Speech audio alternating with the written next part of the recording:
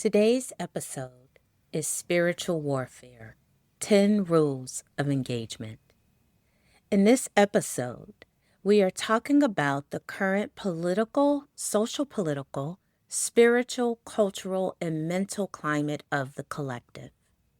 It is clear that we are engaged in a fierce global spiritual battle that will either lead to mass destruction or mass reunification with spirit, source, and nature. And so I will share with you what Spirit revealed to me as 10 powerful rules of engagement during spiritual warfare.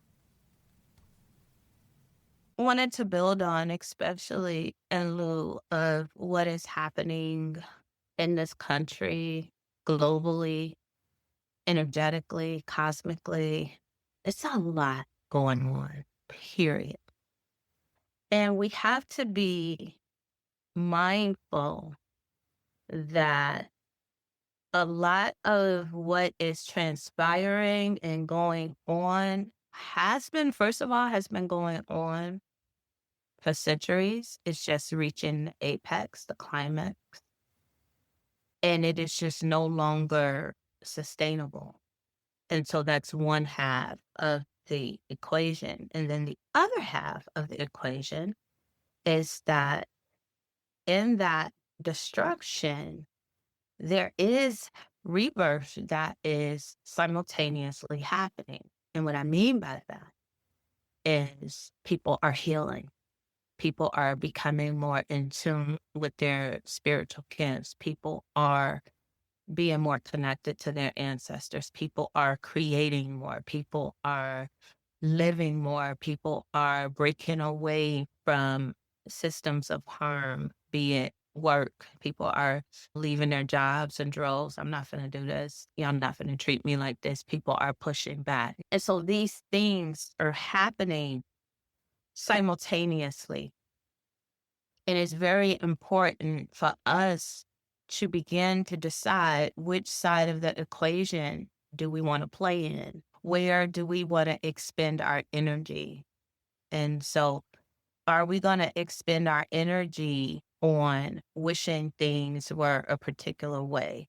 Wishing things were like they were before COVID or before this or before that or back in here and back here. So are we going to spend our energy going backwards and being tethered to a paradigm that wasn't working anyway? It's just that we were comfortable with it. We had our rhythm, we had our flow, we had our jobs, just leave us alone kind of thing. And in actuality, that really wasn't working because a lot of people were disconnected from their families, working 60-hour work weeks, still didn't have enough of anything. Prices still rising, people dealing with health issues, like all of the things, right? But we got comfortable with all of the things and the powers that be that manipulated all of the things to create what the chaos and what we began to normalize, our normalized chaos, put it that way. And now we're in a place where that normalized chaos is no longer sustainable because now the greed is just getting to the point of self-destruction and destruction of everyone and everything around. And it is unavoidable. It is unavoidable. There's nothing that we can do to stop the fall that is happening. Nothing. It is going to crash. The systems are going to fall. Our politics, our governments, our country will probably be invaded from the inside. All of this is happening. and not to make light of it, it's happening. And so what needs to happen to counterbalance it, because it's going to be destroyed. All of that is going to self-destruction, just like that song, Headed for Self-Destruction. All of it is going to be destroyed. And so if you choose to stay tethered to that paradigm, then you too will get caught up in it. And although you are not the catalyst or the main predator in it, you'll become the prey. You'll become the prey because they will siphon your life force, siphon your energy, siphon your money. And on a global, more national level, this all will be a plantation basically, where everybody will be working for pennies or so either again, we stay tethered to that or we divest completely away from that. And so that is how resistance divestment looks really different than fighting for our right to be a part of this thing that doesn't work anyway. I'm going to fight for they taking all the jobs, but I'm going to fight to keep my job. No, they're taking all the jobs and they're going to take the jobs. So you will die fighting for a job, or you could say, fuck that job. I'm going to create something different. I'm going to have a different experience. And so what came to me this week is that I don't think that people truly understand that this is a spiritual warfare. This is spiritual warfare. This is bigger than our political arena. This is about nature. This is about Mother Earth. This is about the sustainability of our natural resources. This is about the sustainability of humans as natural resources. So this is so much bigger than what what we're being deceived to believe, and our energy siphoning off for the wrong team, so to speak. So I wanted to build a little bit on spiritual warfare and what it means and what are some rules of engagement. And so I'll share with you, I came up with 10 rules of engagement in this spiritual warfare that we're in. And so when I talk about spiritual warfare, your currency, your power, and your weaponry is in your connection and embodiment to spirit. And whatever you want to call it, you can call it source, you can call it creator, spirit, life force, energy. So in this season, in this warfare, your weaponry, your power is all in your energy, all in your energy. It's all in your energy. And how do you get energy? You connect to spirit, you connect to source, that direct connection to God, spirit, energy, source, that relational connection, not the connection that people think they have outside of themselves. It is that inner connection to source, to spirit. That is your weapon. That is your weapon. That is your life force. That is how you are going to not only survive, but thrive in what is in store, what's happening now. Because I don't even want to talk in futuristic terms because it's happening now, today. And it's going to happen tomorrow, and it's going to keep, and it's going to persist. And so that is your power. And so rules of engagement. The first one, let me go back. First of all, understanding what spiritual warfare is. And spiritual warfare is all about that on both sides. On both sides. Their weaponry is their ability to siphon our power, to siphon our magic, to siphon our energy, to siphon our attention. So that's what's happening. We're talking about this spiritual warfare that we're in. And so, again, your currency, your power, and your weaponry is in your connection to spirit and whatever that personal connection is. to your creator, to your source, to Allah, to whatever. And it is a personal connection. If you have not cultivated that personal connection, you will not be fit. This is from spirit. You will not be fit to stand as a soldier in this spiritual warfare. You will get lost. And you will be used as a pawn for the resistance. I keep hearing resistance. So I'll use that terminology to give name to the other forces within this spiritual warfare, within this spiritual warfare paradigm that we're in, the resistance. They will use you. So you become collateral damage if you are not connected to source, personally connected to source. Rules of engagement. Number one, the reason that you need that connection to source is your clarity and your discernment, which comes from your connection to source, to you. That will be the only true knowledge that you can trust going forward.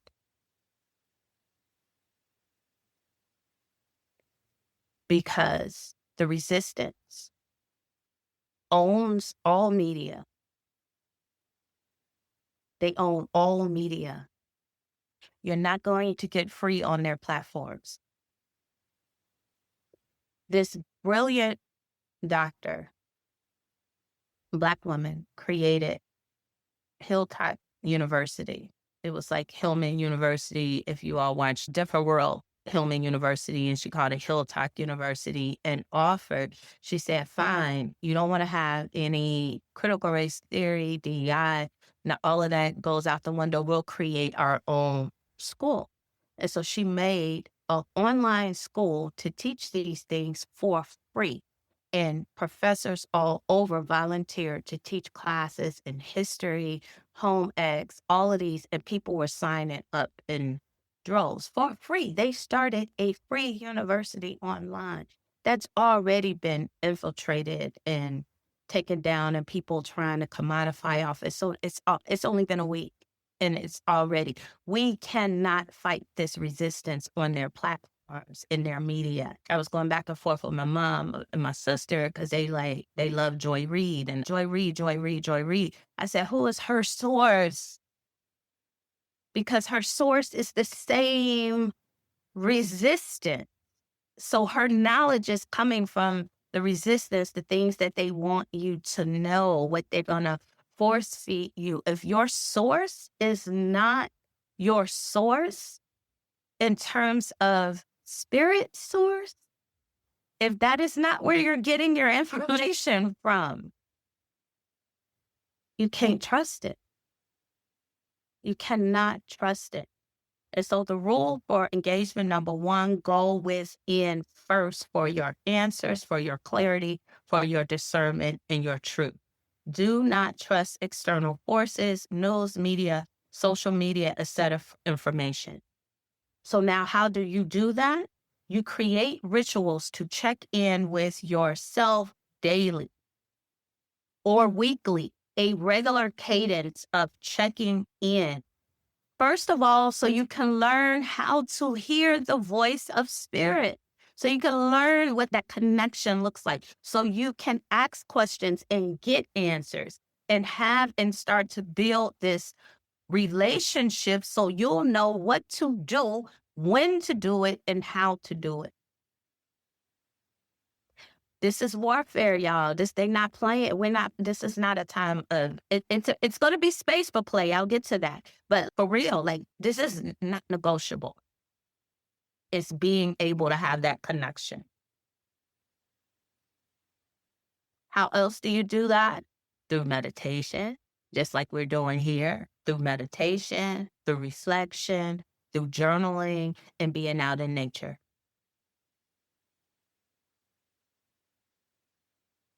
And once you hear it, you have to trust it. Because if you don't trust it and you're hearing it and you're not trusting it and you're letting your mind talk you out of what is real for you, again, you get caught up. You'll get caught up. And so you have to, so the reason for the ritual is also so you can learn how to trust it. So you can learn how to trust it. A lot of us may hear, we may receive, but we don't trust the messages. So we have to, no matter how bad or good we judge it, no matter how, and like how difficult it may be to do it, or trust it. That's the first thing. Second thing, establish a working relationship with your spiritual ancestors. All of those ancestors that come up with us and work with us in our healing circle, and they come through our meditations, those ancestors that are close to us, who have recently passed away, or call on them for assistance. They have a higher sight, a higher vision. They are not going to come knocking on your door if you don't invite them in. And so how do you invite them in? You create your altars. So everybody on this call, build your altars. It could be a corner of a room with some pictures and a candle that you sit at when you have a question, when you need additional information. So build your altars so you can establish an ongoing communal relationship with your ancestors. Both your ancestors, and I'll make the delineation between your ancestors and your spirit ancestors being your blood ancestors, and your primordial ancestors being your ancient ancestors that are now on the planet trying to balance these scales. Again, this is bigger than politics. This is bigger than what we are seeing with our eyes. And so the primordial mothers are on the planet. They are wreaking havoc as well and trying to balance these scales. Be in conversation and communication with them as well. Because at the same time of the destruction, they are pushing the rebirth. They are pushing us to connect to something bigger, pushing us to connect to our own inner power, pushing us to connect to our own essence as spiritual beings. So establishing a relationship with your spirit ancestors and your primordial ancestors. The third one, protect your energy at all costs. Be mindful of not being used as a pawn. And it's so hard. We think that I need to know what's going on. But if knowing what's going on is siphoning your energy, looking at that man, if that's siphoning your energy, don't do it. You get to choose. You are not powerless. And so, first of all, believing that you're powerless already, and it opens you up to be that, to be powerless. I can't do nothing about it. They got all the power. So already they will use you. You become the pawn. And in this spiritual warfare, spirit don't have time for pawns. You could be the sweetest, nicest person in the world, but you're in the way as a pawn because what you're doing is allowing them to feed off you. And so they grow. When they can feed off of your fear and off of your powerlessness, they grow. And the goal is to stop it. We're in warfare. It's like to stop, and protect your energy. Fuck all of that shit and protect your energy. I don't care if you don't turn on your TV for 2 weeks, if you get sound bites off of social media every here now and again, or you get sound bites because somebody called you and say, "Hey, did you see XYZ?" And you said, "Oh, okay, let me go look at XYZ. Oh, okay, that's going on. Okay." You do not. You get to choose. You do not have to be tuned in to the destruction. You don't have to have a front row seat to that chaos because it interrupts your nervous system. It takes your energy, it takes your spirit power, it takes your mental power, it drains you. And so protect your energy at all costs. Do not allow your energy to get siphoned from anyone or anything, and that includes family and friends. You need your power. I said in the beginning, in a spiritual warfare, your currency and your power is in your energy. You need your energy. Turn off the news and turn into your wisdom teachers, your prophets, and your priestess. They are out there. And we are all saying the same thing. Every one of us are saying the same thing. People are so quick to listen to, again, MSNBC, Joy Reid, CNN. You're so quick. Everybody, that's their source. And you have wisdom teachers and right here now in this lifetime telling you the truth, telling you what you should be doing, telling you how to protect yourself, telling you what's happening in the real. But we won't tune into them because they're not on the mainstream TV. They don't have degrees. They're not newscasters. They're not. And so we're so bought into the resistance that we become a part of the resistance and we're not even conscious that we're still fueling that instead of seeking the knowledge within and then seeking the knowledge externally with the people who have it, who are doing the work. The fourth one, heal. Continue your work to heal. And what I mean by healing is creating a harmonious balance within your body and within your life. Keep doing that work. Why? So you can do 1, 2, and 3. Because if you cannot heal, it is almost impossible to do the things that I mentioned before. So healing has to be an integral component to all of it, that ongoing work for us to heal. The fifth one, trust. Trust the process. Trust the process. Trust that there are forces greater working on our behalf to right the wrongs, to balance the scales, to build a new sustainable world. Trust in that bigger knowingness so you don't get bogged down again into what on the ground. Trust the process, no matter what it looks like. There are higher forces at work. This destruction is inevitable and it's centuries in the making. So trust that you are in alignment, that if you are in alignment and you are doing your work, if you are doing everything that I mentioned, you will be covered. You will know. You will hear. Number 6, reconnect to your power and purpose. A lot of us are just out here surviving. That's not enough.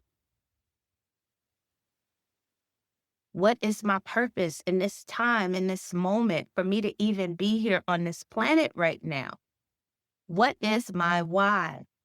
Because if you know your power and your purpose, you'll be so connected that fear can't creep in. Because I feel like if all of us are going to leave here, all of us going to die. Nobody gets out of here alive. All of us gonna die. And so if the only thing that keeps you living is fear of dying, then you're not living. You're not living. And so live as if you are here for a mission and a purpose. And once that mission and purpose is over, you are out of here. This is not your permanent home. And you know that. So let's act like it. By reconnecting to what that thing is that we came here, those things we came here to experience and to do and achieve, and know that when it's done, when it's your time, we get to go home.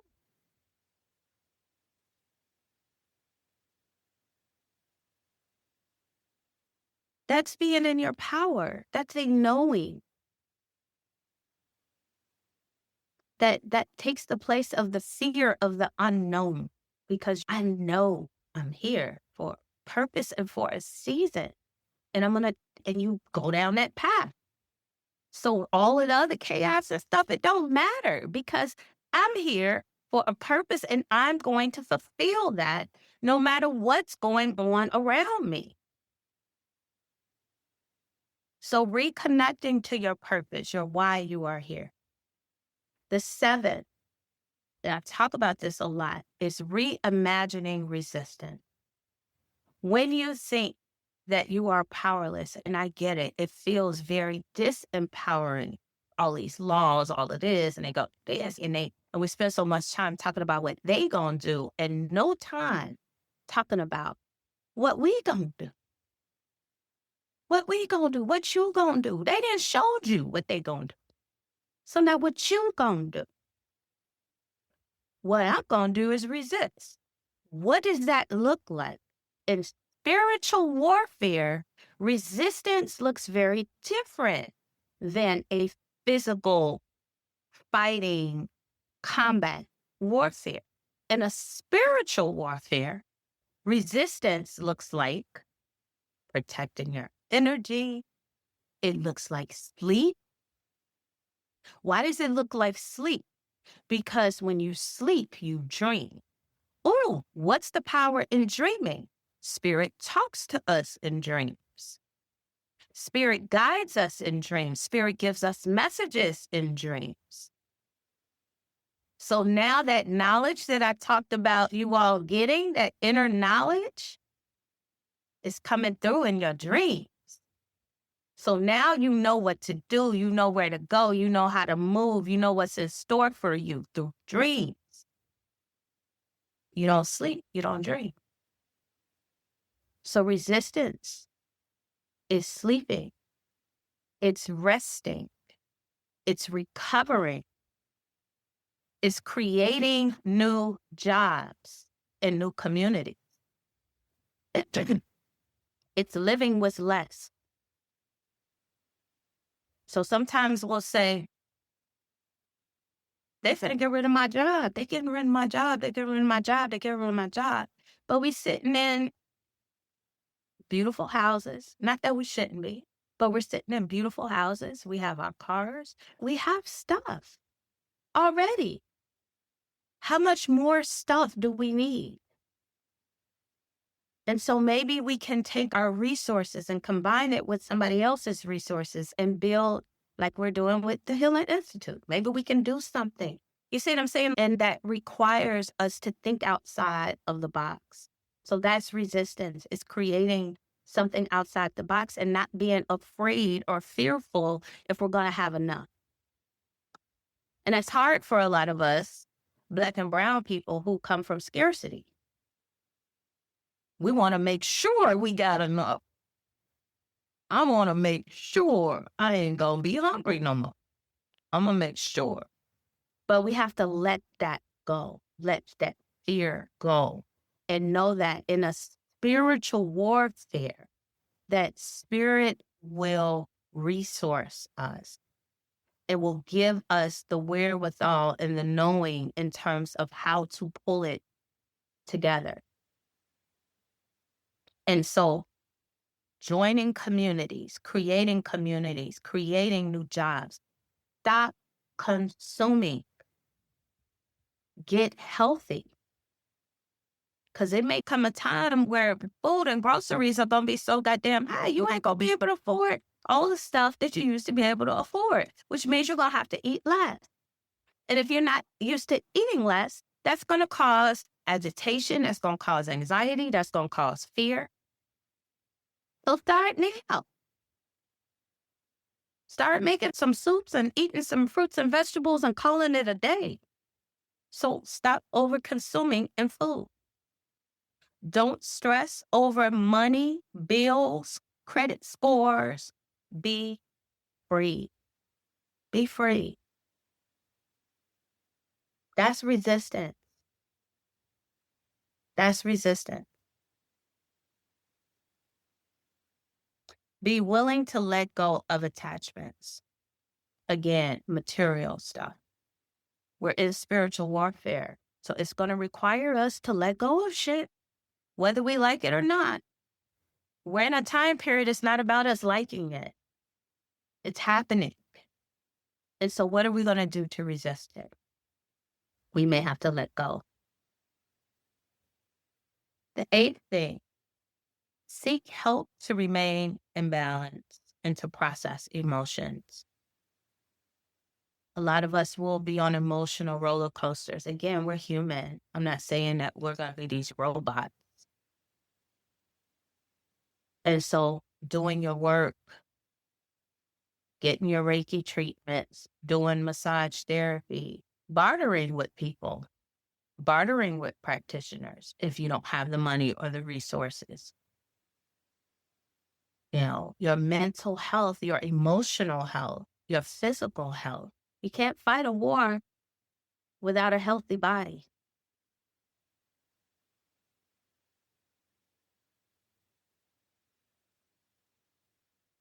The ninth thing, really big, and this has been coming to me over and over, and it's coming to my good friend who is ancestral dreamer and priestess, all of these priestess medicine women. I'm telling y'all, get back to, they got the knowledge. But when we all sit and talk in unison, and this keeps coming up, so I'm going to share it. You all have to be prepared to leave. You have to be prepared to leave. I'm not saying that might be the case for everybody, but if anybody is anywhere without a passport right now, that should be your number one priority, is to have a passport, because it may come down to you can't get a passport, or it's $1,000 to get a passport now. Because there will be a mass exodus. And the one thing that a fallen country needs is bodies. It needs bodies. It needs workers. It needs bodies to siphon that energy. And if it comes down to it, you have to be prepared to leave. Again, going back to release it. Leaving becomes easy when you can let go of attachments. And so have the passport. Make sure it's up to date. And this is not about fear. This is about being prepared. It's about being prepared. Because you don't want to get to the point where you are not prepared. And spirit is telling you, not me telling you, but your spirit. Spirit is saying, it's time to go. And if spirit says it's time to go, you want to make sure that you prepare. We've all done it before. Our ancestors have done this before.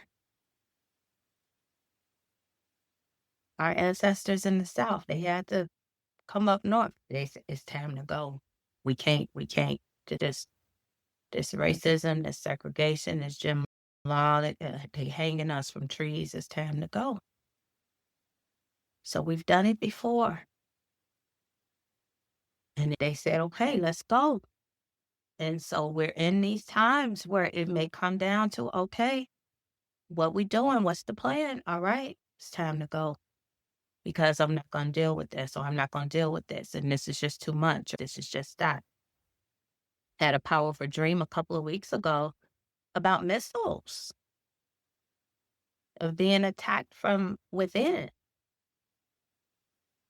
And so we have to be discerning to know when it's time to go. Again, not fear based, being prepared.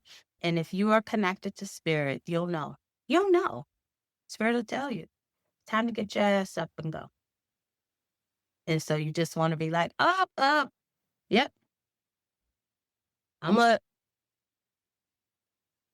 get my people, have these conversations with your families. Because everybody ain't going to go. And y'all got to be okay with that.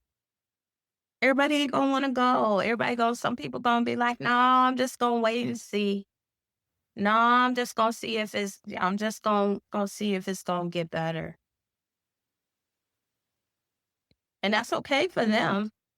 But you need to be clear because you can't waste a lot of time and energy trying to force people to come with you who are unwilling to go. And it may not be anytime soon. It could be 3 years from now. It could be 4 years from now, or it could be tomorrow. I don't know. I know that all the wisdom teachers that I'm talking to are saying the same thing. And when everybody is saying the same thing, it's got to be a modicum of truth. We're getting this information from somewhere. And spirit will guide you. Again, this is the reason why we have to be connected, why we got to be discerning, because the spirit will guide you. It won't even be a need to fear. Spirit will say, hey, you go here, or you go there, or you go. And number 10, the last one is so very important.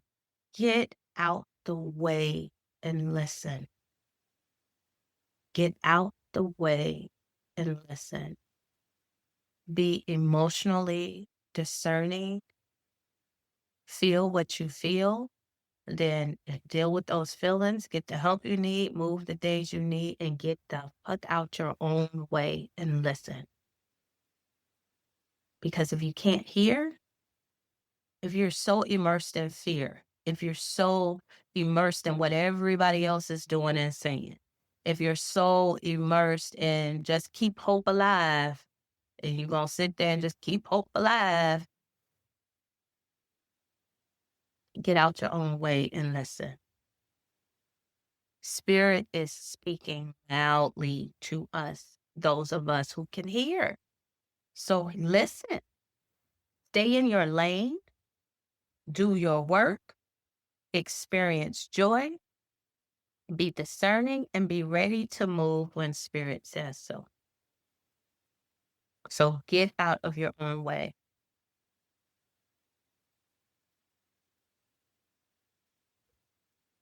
Get out of your own way. And I didn't harp on, I wrote this down under reimagining resistance and create communities, not stressing over money. But another big one is be in joy. This is not a time to constrict ourselves and to just be like looking over our shoulders. And, the biggest fuck you to this administration is to still have joy. Is to say, yeah, you can't take my joy because I know what's on the other side. I know what's on the other side. I am the other side. And we get to create what that other side looks like. And so do it with joy, with reverence, and with gratitude. Don't stop being grateful. Be grateful that this is falling because it has to fall so we can experience the lives that are truly in alignment with who we are, that truly respects nature, that is truly egalitarian, that is truly rooted in love and compassion, because this is the reason this is happening, so we can get to that. And so be in this place of gratitude for whatever this experience looks like. Because when you can disconnect from all the noise and just be grateful, wow, I'm having a birthday party. Wow, I'm going to do this. Wow, I'm going to celebrate this. Wow, I'm going to celebrate that. Wow, I'm going to go dancing. Wow, I'm going to go to the movie. Wow. So keep living and keep having and finding joy, because that's a powerful energy. That is a powerful energy that you get to harness to keep going. Thank you for tuning in. Let's keep this conversation going. You can subscribe to our podcast and share your reflections wherever you are tuning in. I love to hear what is coming up for you. Thank you for joining us, and we'll talk soon.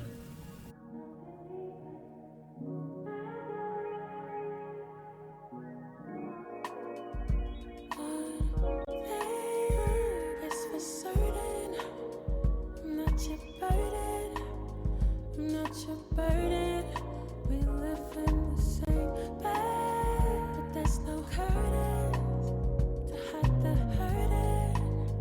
But that's my version of a day in the life of sugar and spice, the lows and the highs, the live in denial, frozen in time.